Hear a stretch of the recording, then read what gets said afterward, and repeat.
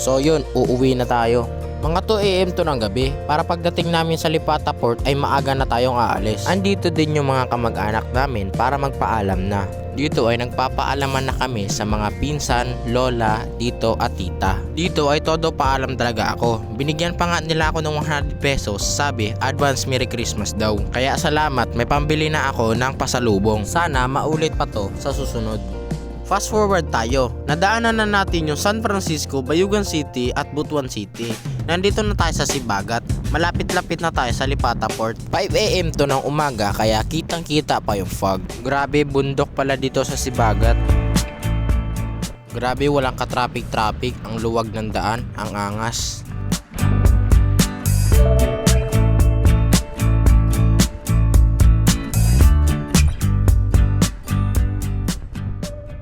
Ito ang unang stopover natin sa Kitcharaw para bumili ng dried fish. Dito kasi masarap yung mga tuyo nila. Dito kami bumili kay Triple D dried fish kasi masarap daw yung fish chicharaw nila.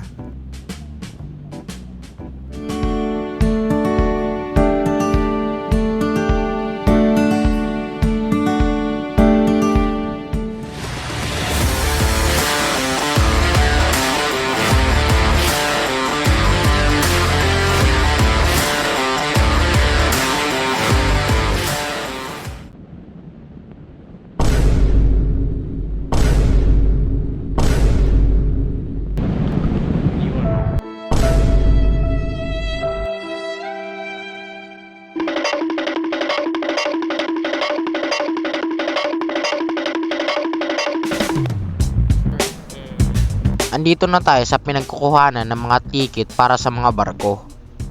Nagbayad kami ng 1.3 para sa ticket para sa barko. Ang barkong sasakyan namin ay San Ricardo. Nagantay lang kami ng mga 30 minutes at sumakay na agad kami sa barko, Paallen Port sa Samar. Bale, mga 1 oras ang ferry ride na to. Ngayon ay nagdadaking na yung barko sa San Ricardo alin Samar. Grabe, nakaka-satisfying talaga manood ng mga ganito sa barko. Mga pasahero muna ang binaba bago ang mga sasakyan. For safety purposes daw para sa mga pasahero, kaya una mo na yung binaba.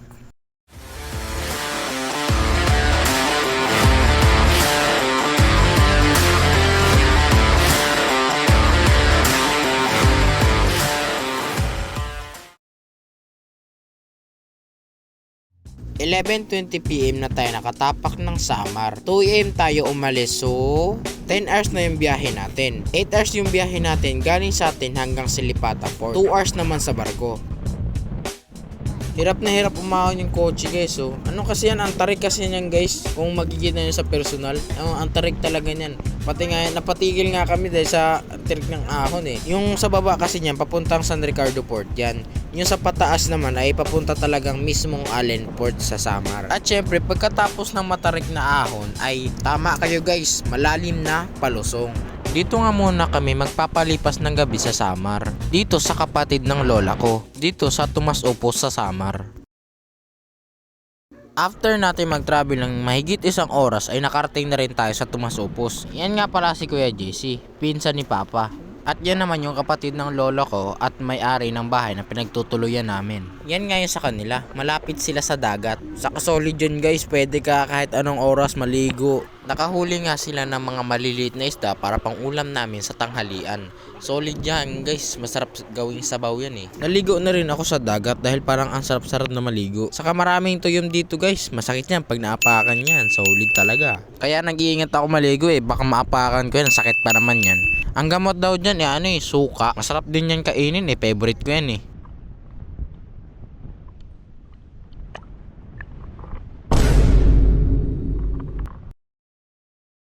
"6 AM na to ng gabi at ito ang magiging hapunan natin, isda. Pagkatapos ay matutulog na tayo para ipagpatuloy ang ride natin papuntang Leyte at papuntang Matnog.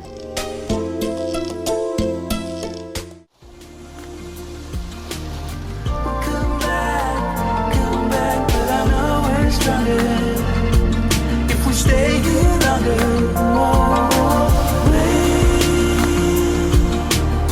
we'll come back, stay. We'll stand fast, free.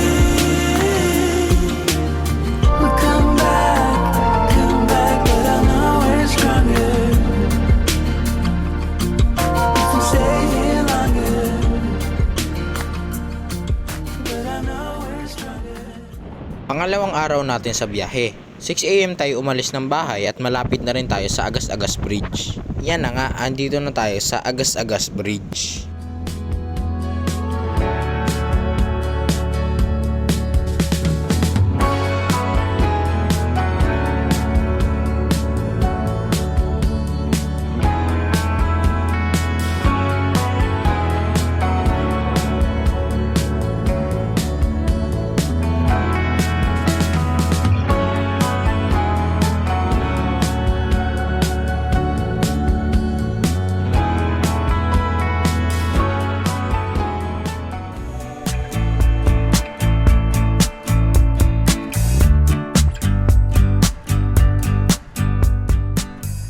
Grabe, nakakalula at nakakatakot yung lalim nito guys. Di biro, ang lalim talaga, nakakatakot. Napapaisip tuloy ako kung paano nila ito ginawa. Grabe.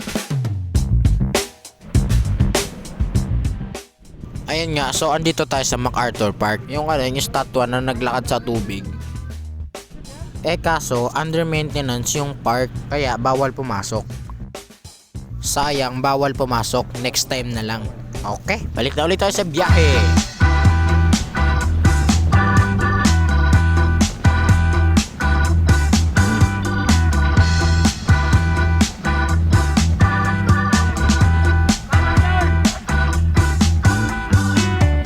Grabe, paano na lang kaya kung walang San Juanico Bridge? Ano kayang mangyayari sa tao?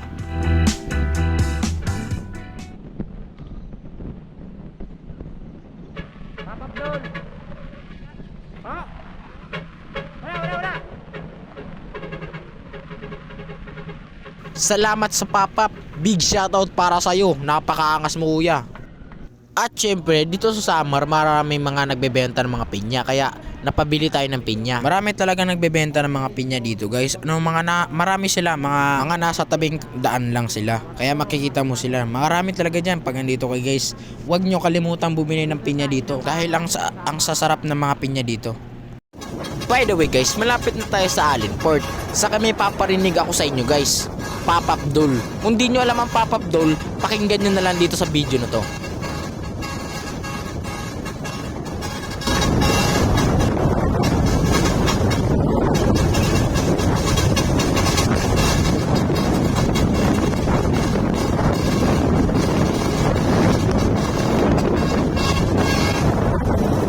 Pop-up doll! Doll, may video na doll! Yun! Thank you! Doll, pop-up doll! Ay, sunod! Doll! Doll!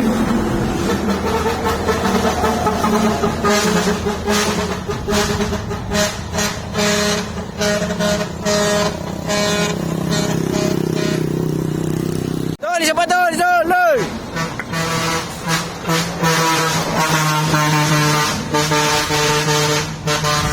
Ikaw doll, nakay pop-up doll.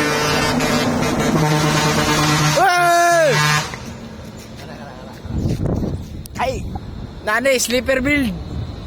Pop-up doll, nakaka-pop-up. Ano yung pop-up? Fast forward tayo. Nakatawid na tayo ng dagat from Allen to Matnog. Ngayon ay nasa hotel tayo. Dito tayo nagpalipas ng gabi. Ito pala yung may-ari ng lodging house. Salamat nga kay kuya dahil binigyan niya tayo ng discount. Dapat nga 1K yung isang room pero binigyan kami ng discount. Naging 800 na lang. Kaya salamat. Kaya highly recommended ko siya na place para magpalipas ng gabi. Dito na kayo sa Beatrice Lodging House. May natitira pang 500 plus kilometers. Let's go!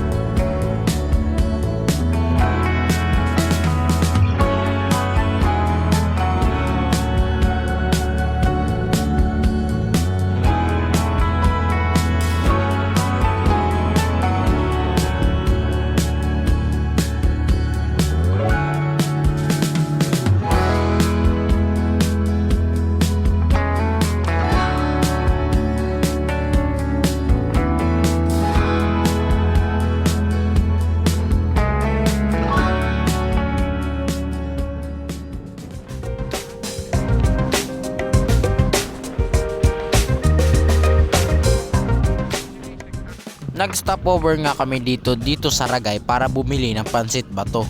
Dito nga pala kami bumili kay Samrel Pili Nuts. Dito sa Camarines Sur ay marami silang products about sa pili nuts. Di lang pansit bato, meron din silang roasted pili nuts, minatamis na pili nuts at marami pang iba.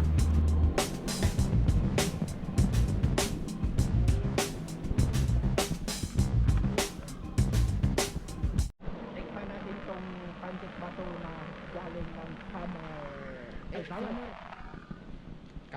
Kamsur, ano pala, Camarines.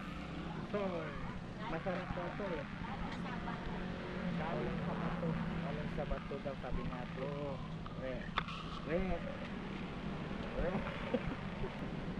Ito nga pala ang binili ko. Pakaskas daw ang tawag dyan. May ibabalik lang ako masamang alaala dito sa tulay na to. Memorable tong tulay na to para sa akin dito sa Ragay. Dahil dito kami nasaraduhan ng daan. Road closure ba? Pag New Year pa naman nun. Pabalik na kami nun sa Maynila galing ding Mindanao. Kotse gamit namin. Kaso di ko na videohan, gabi na rin kasi nun. Tas kumakain pa kami ng tapsilog nun. Nalaman namin na sasaraduhan na pala tong tulay na to. Kala nga namin umagahin na kami dito, buti na lang binuksan agad makalipas ng 1 oras. Ginagawa kasi yung tulay na to kaya ganun.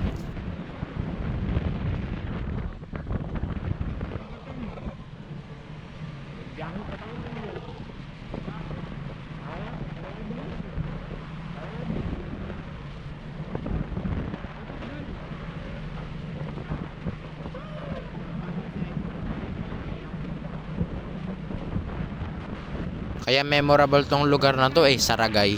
Ay naku. Nag-stop over lang kami dito sa Del Gallego para kumain dito pa rin sa Camarines Sur. Dito nga kami kumain kay Adjas Inasal. Solid yung mga luto nila dito guys, ang sasarap, saka affordable. Saka yung kakainan nila dito, presko sa pakiramdam, sobrang solid. Try nyo dito kumain kay Adjas Inasal. Saka shoutout sa inyo Astin Cabrera from Del Gallego. Saka andito pa rin yung sulat na binigay nyo sa akin, napakaangas ito, hindi ko to iwawala. Ayan na, malapit na tayo sa Arco ng Albay. Unti na lang makakauwi na tayo. 200 kilometers down, 300 kilometers more to go.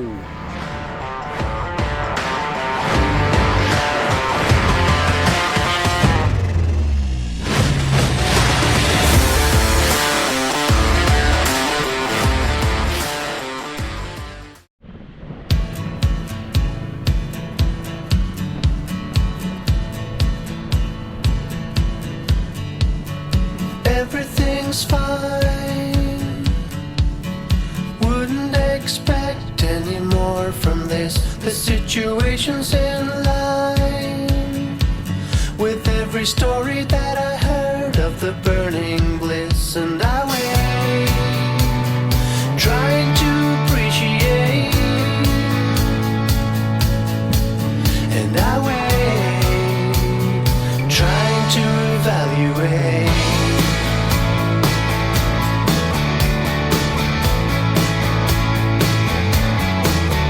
Was it something that I did? Was it something that I couldn't quite handle right? An invitation to a thrill, a growing comfort that somehow it will be alright. And I wait, trying to appreciate, and I wait, wanting to accommodate.